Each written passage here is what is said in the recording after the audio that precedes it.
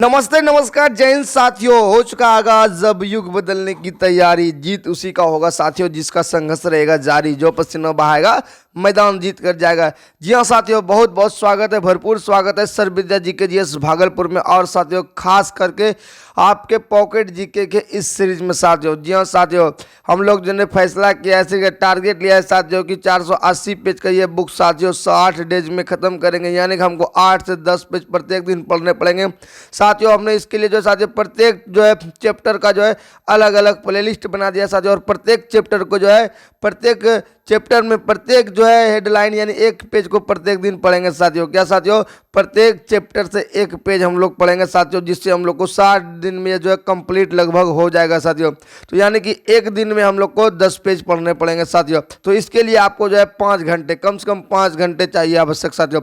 लेकिन हम जो इसको साथियों छोटे छोटे टुकड़ों में क्या किए हैं, विभक्त किए साथियों। यानी कि एक पेज पढ़ने में लगभग जो आपको 25 से 30 मिनट लगते हैं साथियों। तो 25 से 30 मिनट दीजिए, ठीक है। और चलिए दोस्तों शुरुआत करते हैं। इस विषय में हम लोग पढ़ेंगे साथियों विश्व का इतिहास, ठीक है। इस चैप्टर इस वीडियो में हम लोग क्या पढ़ेंगे, विश्व का इतिहास। तो चलिए दोस्तों विश्व का इतिहास को स्टार्ट करते हैं। देखिए विश्व इतिहास को कितने भागों में बांटते हैं। सबसे पहले इस विश्व इतिहास को 3 भागों में बांटते हैं। कितने भाग में बांटते हैं साथियों, विश्व इतिहास को 3 भाग में बांटते हैं साथियों। जैसे कि प्राचीन विश्व का इतिहास हो जाता है, दूसरा मध्यकालीन विश्व का इतिहास हो जाता है जो कि आपकी 5वीं सदी से 16वीं सदी तक तो था, ठीक है। और प्राचीन तो 5वीं सदी तक ही था, ठीक है।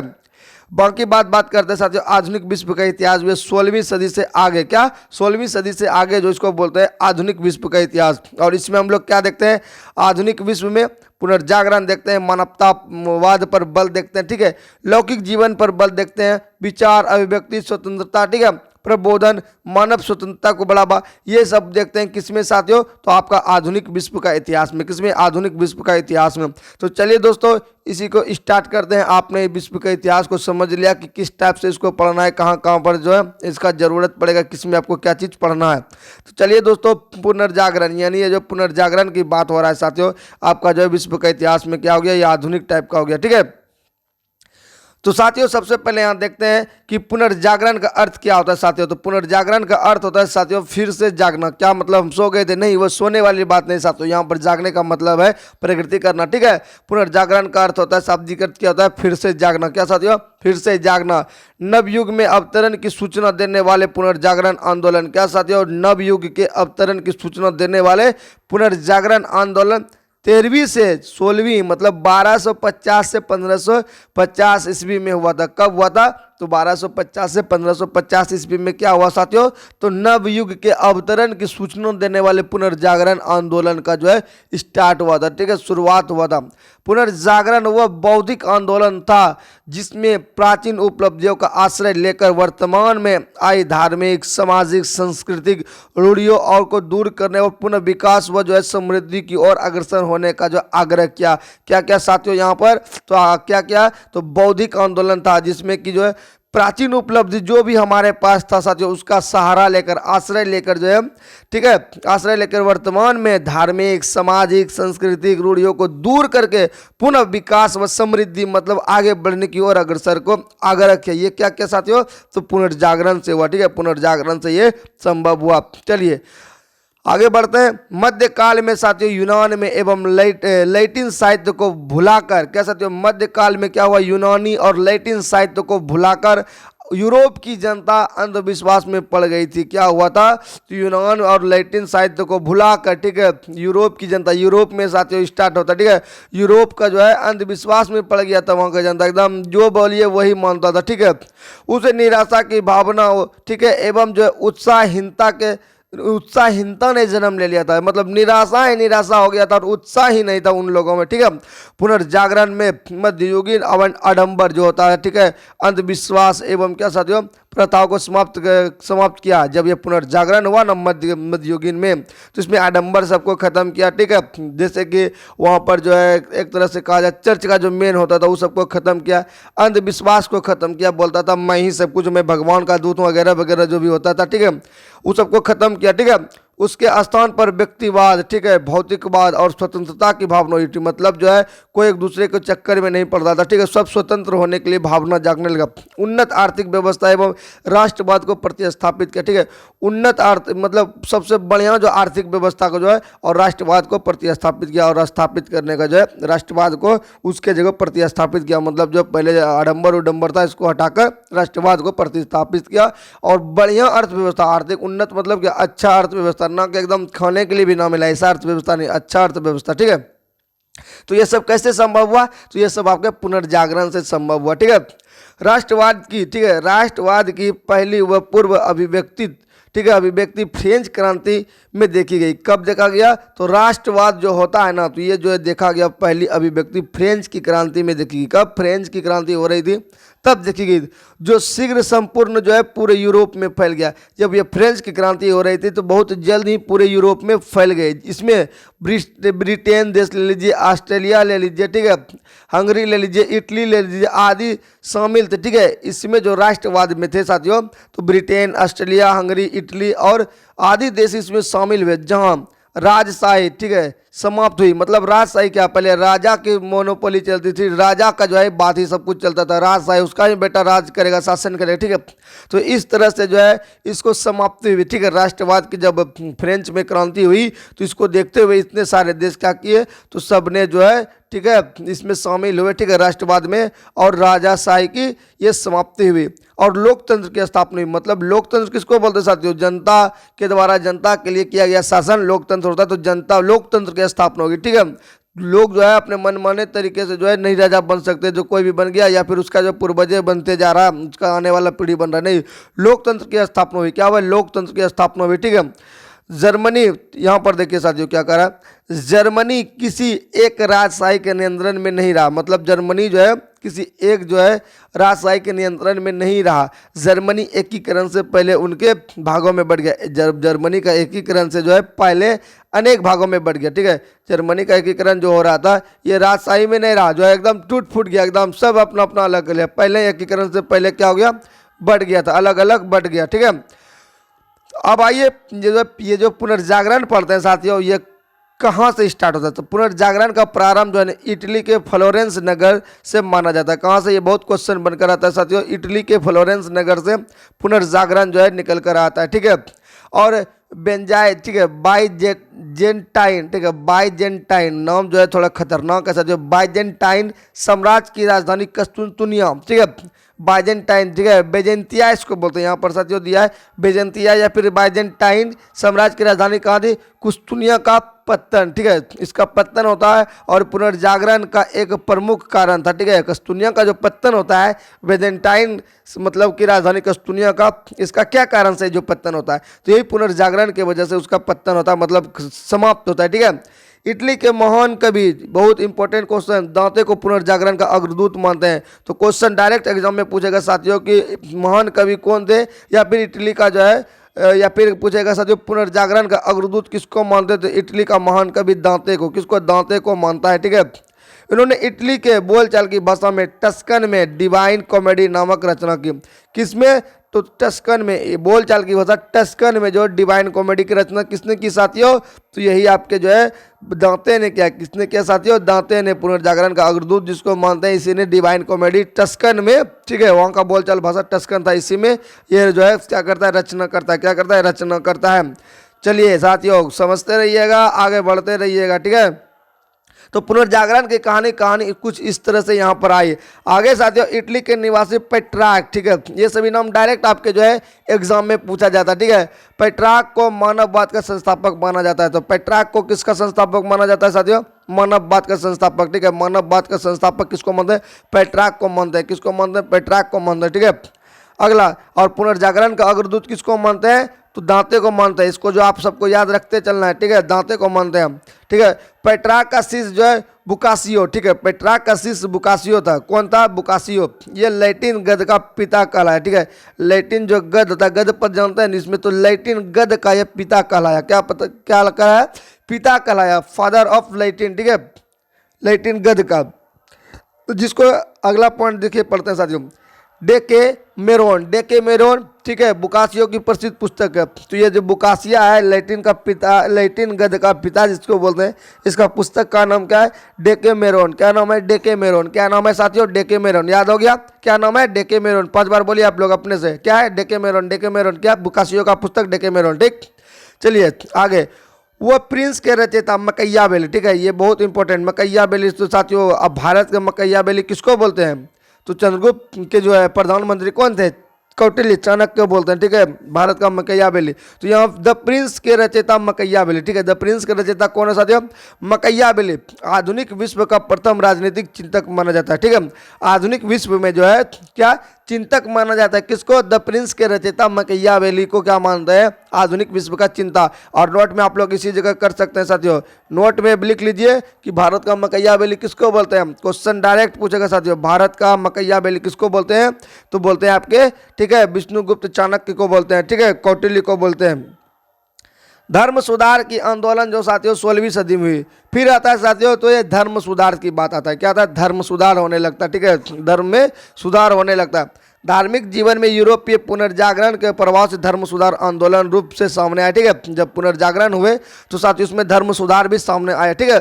पुनर्जागरण के पूर्व यूरोप पर कैथोलिक चर्च, यही बात कर रहे थे, कैथोलिक चर्च का एक छत्र साम्राज्य था, ठीक है, एक छत्र साम्राज्य जो है ना, वही सब कुछ मानते थे, सब संप्रभुत्व मानते थे, ठीक है, कैथोलिक चर्च का साम्राज्य था। सारा समाज धर्म केंद्रित, धर्म प्रेरित और धर्म नियंत्रित था। सब कुछ एक कैथोलिक चर्च पर ही नियंत्रित था। क्या साथियों? सब कुछ जो है इस पे ही नियंत्रित था। धर्म सुधार आंदोलन में धर्म के मूल स्वरूप के लिए चुनौती नहीं थी, ठीक है, कोई चुनौती नहीं था। धर्म सुधार के मूल स्वरूप के लिए कोई चुनौती नहीं था। विरोध केवल व्यवहार एवं क्रियान्वयन का था, ठीक है, विरोध क्या था? केवल तो व्यवहार और क्रियान्वयन के लिए विरोध जो हुआ, ठीक है। किसी ने ईसा मसीह, ठीक है, बाइबिल आदि ने अनास्था प्रकट नहीं की, किसी ने भी जो है ना क्या क्या अनास्था ही प्रकट नहीं किया, ठीक है, सब ने आस्था बनाए रखा, ठीक है। तो ये कैथोलिक चर्च जो है सबसे बड़ा क्या रहा था उस समय? तो ये धर्म जो है आंदोलन का, ठीक है, ये धर्म जो है मतलब जो क्या कहा जाए पुनर्जागरण के पर यूरोप का जो कैथोलिक चर्च का एक क्षेत्र के कारण जो है धर्म सुधार के रूप में जो है ये वहाँ पर जो सर्वोपरि था, ठीक है। तो इसके लिए क्या जरूरत था? तो सिर्फ जो है एक तरह का जो है क्या कहा जाए तो कार्य, व्यवहार और क्रियान्वयन था, ठीक है। कोई इस पर जो है ना फोकस नहीं करता था, सब को जो है ना किसी को कोई मतलब नहीं था, मतलब अनास्था था ही नहीं किसी में, सब में जो है आस्था रखा था, ठीक है, सब ने आस्था। तो एक आता है जॉन विक्लिफ, ठीक है, जॉन विक्लिफ को धर्म सुधार का आंदोलन का प्रातःकालीन तारा, ठीक है, द मॉर्निंग स्टार ऑफ क्या बोलते हैं रिफॉर्मेशन कहा जाता है, ठीक है। तो जॉन विक्लिफ को क्या बोलते हैं? धर्म सुधार का प्रातःकालीन तारा कहा जाता है। इसके अनुयायी लोलार्ड कहलाते हैं, ठीक है, क्या कहलाते थे इसके अनुयायी? लोलार्ड। तो आपको पूछा जाएगा साथियों धर्म सुधार का जो है तारा किसको बोलते हैं? धर्म सुधार का। तो बताना है साथियों किसका नाम? तो बताना है साथियों किसका नाम? जॉन विक्लिफ का, ठीक है, जॉन विक्लिफ का, ठीक है। और इसके जो अनुयायी को क्या बोलते थे? लोलार्ड्स बोलते थे। इसके अनुयायी को क्या बोलते थे? लोलार्ड्स बोलते थे, ठीक है। रेनिसा पुनर्जागरण यूरोप में 14 से 17वीं, ठीक है, 14वीं से 17वीं शताब्दी तक अवधि रही, एक अवधि रही, ठीक है। रेनिसा जिसको बोलते हैं पुनर्जागरण, ठीक है, यूरोप में कब से कब तक? तो 14वीं सदी से कब तक? 17वीं शताब्दी तक यह रही, ठीक है। तो ये यूरोप की बात रह गई साथियों, कहाँ का? यूरोप का। अब देखिए जब यहाँ अमेरिका का स्वतंत्रता संग्राम, ठीक है, अब प्रवेश करते हैं अमेरिका के स्वतंत्रता संग्राम में। इससे जो इंपॉर्टेंट क्वेश्चन बनते सकते सकते साथियों सबको हाईलाइट कर दिए और सबको जो एक दो बार जो रिपीट किए हैं, डिवाइन कॉमेडी, ठीक है, इस सबको, ठीक है, पेट्रियार्क के बारे में, मकैयावेली के बारे में, ये सभी क्वेश्चन पूछे जाते हैं। धर्म सुधार जो है किसने स्टार्ट किया था, ठीक है, जॉन विक्लिफ, ये सब जो क्वेश्चन पूछते हैं। अब चलिए आपको जो है लेके चलते हैं अमेरिका का स्वतंत्रता संग्राम, इससे भी क्वेश्चन डायरेक्ट आपके एग्जाम में छपते हैं, ठीक है। नोट, सप्तवर्षीय युद्ध जो कि 1756 से लेकर 1763 ईस्वी में इंग्लैंड और फ्रांस के बीच यूरोप, अमेरिका और भारत लड़ा गया, ठीक है। सप्तवर्षीय युद्ध जब लड़ा गया तो इसमें जो है 1756 से 1763, तो पूछा जाएगा क्वेश्चन साथियों सप्तवर्षीय युद्ध कब से कब तक लड़ा गया? 1756 से 1763, कितना से? ठीक है, 7 साल, 713, यानी कि कितना साल लड़ा गया साथियों? 7 साल लड़ा गया। कितना लड़ा गया? 7, इसमें जोड़िएगा 7 13 63, ठीक है, 7 साल लड़ा गया, इसलिए इसको क्या बोलते हैं? सप्तवर्षीय युद्ध। और इसमें इंग्लैंड, फ्रांस और यूरोप, अमेरिका और भारत लड़ा गया। कौन कौन? इंग्लैंड, फ्रांस, यूरोप, अमेरिका और भारत बीच में लड़ा गया था, ठीक है। अमेरिकी स्वतंत्रता संग्राम आंदोलन के दौरान इंग्लैंड का शासक जॉर्ज तृतीय था, ठीक है। अमेरिका का स्वतंत्रता संग्राम जब हुआ रहा था, इससे डायरेक्ट क्वेश्चन बन जाएगा साथियों, इंग्लैंड का शासक कौन था? तो जॉर्ज तृतीय। इंग्लैंड का शासक जॉर्ज तृतीय, इंग्लैंड का शासक जॉर्ज तृतीय था, ठीक है। नोट, पैट्रिक हेनरी ने स्टाम्प अधिनियम का विरोध किया। पैट्रिक हेनरी ने क्या किया था? स्टाम्प अधिनियम का विरोध किया था। पैट्रिक हेनरी ने, ठीक है, हेनरी ने युवकों में जान फूंक दी, ठीक है। वह कहता था या तो मुझे स्वतंत्रता दो वरना मृत्यु दो। क्या बोलता था? या तो मुझे स्वतंत्रता दो या तो मृत्यु दो। और ये क्या किए थे? स्टाम्प अधिनियम का विरोध किए थे। क्या हुआ था? स्टाम्प मतलब स्टाम्प पर लिखित नहीं चाहिए था इसको, जो है इसको क्या बोल रहा था? या तो मुझे स्वतंत्रता दो या तो मुझे मृत्यु, ठीक है, वरना मृत्यु दो। और किसका कहना था तब? तो पैट्रिक हेनरी का, ठीक है। इसने क्या किया था? युवकों में जान फूंक दी थी। क्या किया था? युवकों में जान फूंक दी थी और यही शब्द कहा था, या तो मुझे स्वतंत्रता दो या तो मुझे मृत्यु दे दो, ठीक है। 15वीं शताब्दी के अंत में कोलंबस ने अमेरिका का पता लगाया। तो आपको पता है साथियों कि वह निकले थे, कहानी कुछ इस तरह से पढ़ेंगे। यहाँ अफ्रीका महाद्वीप है, ठीक है, यहाँ केप ऑफ गुड है, और ये निकले थे भारत की खोज करने, और बाय मिस्टेक इधर ना आकर ये चल गए इधर अमेरिका की ओर। किधर चल गए?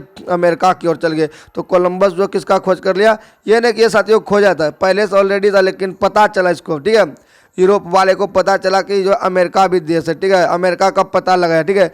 अमेरिका में ब्रिटिश औपनिवेशिक शासन साम्राज्य की नींव जेम्स प्रथम के शासनकाल में डाला गया था।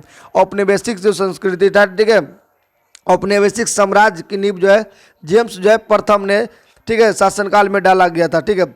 अमेरिका के मूल निवासी रेड इंडियन कहे जाते थे। अमेरिका के मूल निवासी क्या बोलते थे? रेड इंडियन, ठीक है, रेड इंडियन, ठीक है। अमेरिकी क्या नाम है साथियों? अमेरिगो वेस्पूची, ठीक है, अमेरिगो वेस्पूची इटली के नाम पर अमेरिका का नाम पड़ा, ठीक है। किसके? अमेरिगी वेस्पूची के नाम पर जो इटली के थे, ठीक है, अमेरिकी वेस्पूची, और इसी के नाम पर जो अमेरिका पड़ा। किसके नाम पर? तो वेस्पूची, अमेरिकी वेस्पूची के नाम पर ही अमेरिका नाम पड़ता है, ठीक है। 1767 में टाउनसेंड, ठीक है, क्या साथियों? 1767 ईस्वी में टाउनसेंड वित्त मंत्री की कर योजना लागू किया गया। क्या साथियों? यहाँ पर जो है वित्त मंत्री की कर योजना लागू किया था। टाउनसेंड इसको बोलते हैं। क्या बोलते हैं? टाउनसेंड, 1767 ईस्वी में। चलिए आगे की ओर बढ़ते हैं। आगे साथियों बात आता है जिसमें ब्रिटिश संसद ने 5 वस्तु, ये जो कर टैक्स है जो है वित्त मंत्री जो है लागू किया, ठीक है।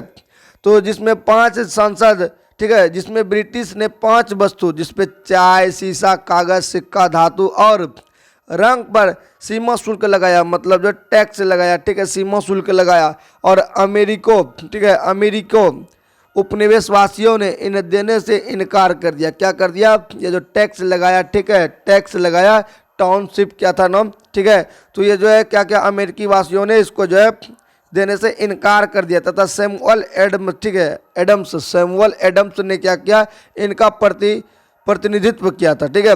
इसका सैमुअल एडम्स ने इसका प्रतिनिधित्व किया, जबकि वही कौन इनकार कर दिया साथियों? तो अमेरिको के, ठीक है, अमेरिको ने, ठीक है, अमेरिको ने इसको देने से इनकार कर दिया, लेकिन सैमुअल एडम्स ने इसका जो प्रतिनिधित्व किया।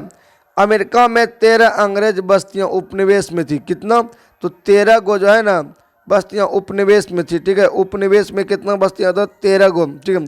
ब्रिटिश सरकार के शोषण का विरोध करने के लिए, ठीक है, उपनिवेशवासियों की अधीनता को पुत्र एवं स्वाधीनता की पुत्रिया नामक आदि जो है संस्थाएं स्थापित की। तो ब्रिटिश सरकार के शोषण के विरुद्ध जो शोषण कर रहे थे, ब्रिटिश इतना खच्चर था, हर जगह जाकर जो शोषण करते रहता था सबका, ठीक है। तो ब्रिटिश सरकार के शोषण के विरुद्ध के लिए जो है उपनिवेशवासियों की स्वाधीनता के पुत्र एवं स्वाधीनता की पुत्रिया नामक क्या किया? संस्था स्थापित किया, ठीक है। और अमेरिका स्वतंत्रता संग्राम का तत्कालिक कारण, मेन जो कारण रह गया था साथियों, तो क्या था? लॉर्ड नॉर्थ की चाय नीति। क्या? लॉर्ड नॉर्थ की चाय नीति, ठीक है, जो कि 16 दिसंबर 1773 ईस्वी को सैमुअल एडम्स के नेतृत्व में कुछ अमेरिकी कुलियों का भेष बनाकर बोस्टन बंदरगाह में खड़े ईस्ट इंडिया कंपनी के जहाज पर चढ़ गए और उनसे 340 साथियों चाय की पेटियां समुद्र में फेंक दिया। और इसी घटना को क्या बोलते हैं, बोस्टन टी पार्टी कहते हैं। साथियों एग्जाम में इससे डायरेक्ट सवाल में जो है पूछा जाता है, बोस्टन टी चाय की जो घटना कहाँ हुई थी, तो ये आपका जो कहाँ हुआ था, अमेरिका में हुआ था। ठीक है, जो क्यों करवाया था, कौन बंदरगाह पे, बोस्टन बंदरगाह पर। क्या हुआ था साथियों, 340 चाय की पेटियों को समुद्र में फेंक दिया था। ठीक है, किस भेष में आकर फेंक दिया था साथियों, तो यहाँ पर कुलियों का भेष बनाकर गया। ठीक है, अमेरिका के कुलियों, देखिए अमेरिकी कुलियों का भेष बनाकर गए थे। कौन, सैमुअल एड्स के नेतृत्व में कुछ अमेरिकी, ठीक है, कुछ इसके जो सैमुअल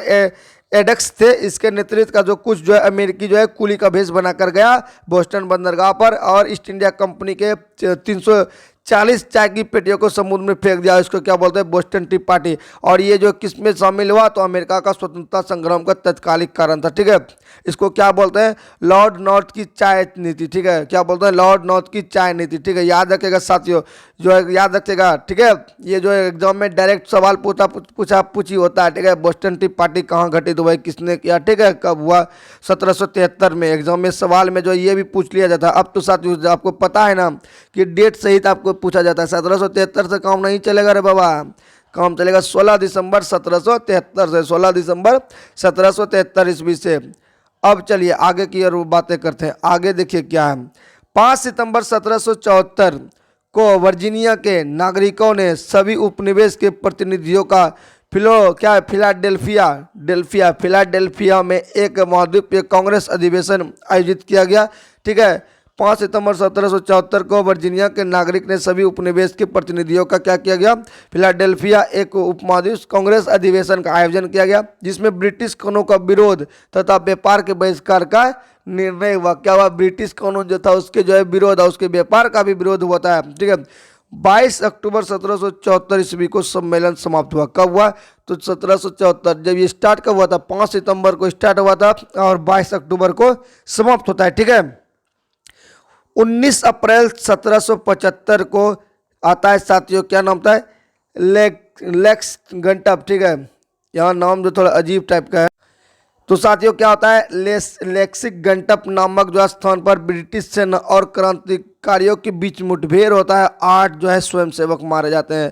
तो 19 अप्रैल 1775 ईस्वी को लेक्सिक गंटअप नामक स्थान पर ब्रिटिश सेना और क्रांतिकारी के बीच जो है मुठभेड़ मतलब मारपीट होता है, और 8 गो स्वयंसेवक क्या होते हैं, मारे जाते हैं। क्या होते हैं, 8 गो स्वयंसेवक मारे जाते हैं इसमें।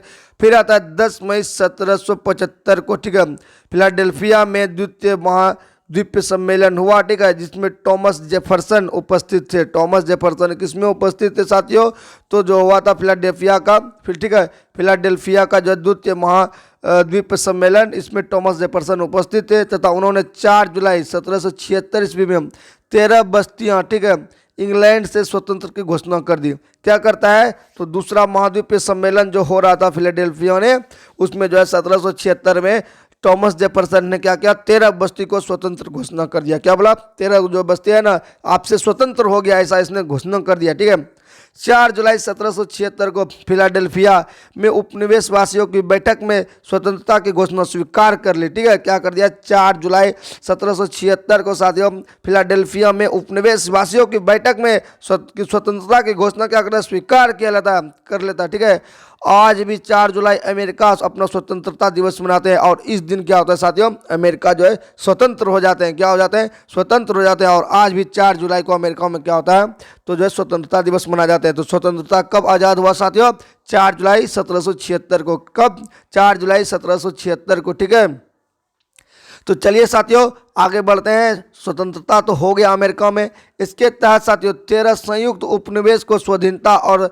स्वतंत्र राज्य घोषित किया गया। ठीक है, 13 को संयुक्त जो उपनिवेश को स्वाधीनता दिया गया। ठीक है, और स्वतंत्र राज्य घोषित किया गया। जॉर्ज वाशिंगटन को उपनिवेश का सेनापति नियुक्त किया गया, जिससे अमेरिका क्रांति के सुधार जॉर्ज वाशिंगटन थे। ठीक है, अमेरिकी क्रांति के सूत्रधार कौन थे साथियों, जॉर्ज वाशिंगटन। यहाँ पर जो सूत्रधार थे, ठीक है, उसको क्या बोलते हैं, जॉर्ज वाशिंगटन को बोलते हैं अमेरिका का सूत्रधार। ठीक है, क्रांति का सूत्रधार। ठीक है, अमेरिकी क्रांति का सूत्रधार कौन है, जॉर्ज वाशिंगटन है। ठीक है, अमेरिका ने 17 सितंबर 1787 को लोकतांत्रिक संविधान बनाया। ठीक है, महत्वपूर्ण क्वेश्चन यहाँ से डायरेक्ट छप सकते हैं कि कब जो है लोकतांत्रिक संविधान अपनाया था। 17 सितंबर 1787 को, 17 सितंबर 1787 को जो है ये क्या किया, तो यहाँ पर लोकतांत्रिक संविधान अपनाया। क्या लोकतांत्रिक संविधान 1787 को अपनाया, 17 सितंबर। ठीक है, संसार का सर्वप्रथम लिखित संविधान, ठीक है, संयुक्त राज्य अमेरिका में 1789 में लागू हुआ। सबसे पहले महत्वपूर्ण क्वेश्चन, लिखित संविधान कहाँ पर लागू होता है, अमेरिका में। ठीक है, कब, 1789 ईस्वी में लागू होता है, जिसमें उत्तराधिकारी कानून को न्याय संगत बनाया गया तथा महिलाओं की संपत्ति का आधार मिला। अमेरिका विश्व का पहला देश बना जिसने मनुष्य की समानता और उसके मौलिक अधिकारों की घोषणा की। ठीक है, यह सब जो पहला देश बन के जाता है। ठीक है, मॉन्टेस्क्यू, ठीक है, मॉन्टेस्क्यू के शक्ति पृथक्करण सिद्धांत ही मान्यता मिली। ठीक है, मॉन्टेस्क्यू के शक्ति पृथक्करण सिद्धांत को मान्यता मिला। अब्राहम लिंकन जो क्या बनता है, अमेरिका का जो राष्ट्रपति 1860 ईस्वी में बन जाता है। कब बन जाता है, 1860 ईस्वी में जो अमेरिका का राष्ट्रपति बन जाता है। और वह क्या कहता है साथियों, मोस्ट इंपोर्टेंट, प्रजातंत्र क्या है, जनता का जनता के द्वारा जनता के लिए शासन है। क्या है, जनता का जनता के द्वारा जनता के लिए शासन। कौन बोलता है, तो ये प्रजातंत्र का अर्थ बताता है अब्राहम लिंकन। ठीक है, प्रजातंत्र की ये परिभाषा अब्राहम लिंकन ने ही दी है। ठीक है, अब्राहम लिंकन की जो है हत्या, सोच सकते हैं साथियों, जॉन विल्कीज बूथ नामक व्यक्ति ने, ठीक है, ये जॉन विल्कीज नामक, ठीक है, विल्कीज बूथ नामक व्यक्ति थे, 4 मार्च 1865 ईस्वी को कर दी गई। तो इसका जो हत्या कर दिया गया। ठीक है, किसका, अब्राहम लिंकन का। कब, 4 मार्च 1865 ईस्वी को उसकी हत्या कर दी गई। ठीक है, अमेरिकी गृह युद्ध समाप्त जो है 26 मई 1865 को हुई। ठीक है, अमेरिका का जो गृह युद्ध चल रहा था, ठीक है, तो यह 26 मई 1865 को समाप्त हुई। और अमेरिका, ठीक है, फिलोसॉफिकल सोसाइटी की स्थापना बेंजामिन फ्रैंकलिन ने की। ये क्वेश्चन भी आपसे डायरेक्ट एग्जाम में पूछा जाता है साथियों कि फिलोसॉफिकल सोसाइटी की स्थापना किसने की थी, कहाँ की थी, तो अमेरिका में हुआ था। ठीक है, बेंजामिन फ्रैंकलिन ने किया था। कौन, बेंजामिन फ्रैंकलिन ने किया था फिलोसॉफिकल सोसाइटी का स्थापना। ठीक है, तो इस तरह से हमारा साथियों अमेरिका का स्वतंत्रता संग्राम भी क्या होता है, द एंड होता है। इससे महत्वपूर्ण सब जो पॉइंट दिया गया उससे क्वेश्चन बनते हैं। साथ साथ में साथियों इस वीडियो में हमने 2 चीज़ को पढ़ा। क्या क्या पढ़ा साथियों, सबसे पहले जो है पुनर्जागरण के विषय में पढ़े। ठीक है, तो विश्व का इतिहास में स्टार्ट होता है आपका पुनर्जागरण से, और फ्लोरेंस नगर से स्टार्ट होता है। ठीक है, यूरोप से जो है तो पुनर्जागरण होता है, फिर स्वतंत्रता करवाता है। ठीक है, अमेरिकी स्वतंत्रता पढ़े। तो साथियों आपको फिर से हम बताना चाहते हैं कि 480 पेज की इस बुक को क्या करना है साथियों, तो जो इसको 60 दिन में ख़त्म करना है, यानी 8 से 10 पेज प्रत्येक दिन पढ़ना है। और सबका प्ले लिस्ट बना दिए साथियों, आपको प्ले लिस्ट बता देते हैं ताकि आप जो है वहाँ पर विजिट करके वीडियो को देख सकते हैं, समझ सकते हैं। तो ये रहा हमारा प्ले लिस्ट साथियों आधुनिक भारत का, यहाँ पर आप देख सकते हैं।